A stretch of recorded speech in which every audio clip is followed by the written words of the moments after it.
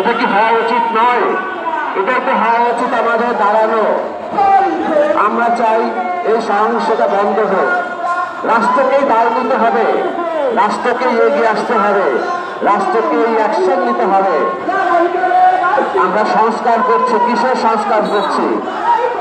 একদিকে যেমন ধর্ষণ বাড়ছে, আর একদিকে দেখছি আমরা ধর্মীয় উস্কানি বেড়ে যাচ্ছে।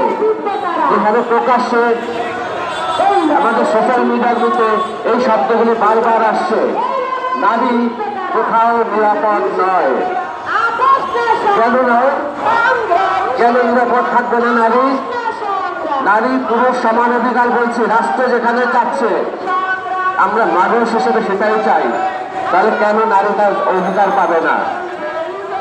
অধিকারহীন করে এবং তাকে পদে পদে এই যে খেলা চলছে, একটি রাষ্ট্রকে অন্ধকার দিকে নিয়ে যাওয়ার জন্য যা কিছু দরকার তাই চলছে এখন বাংলাদেশে।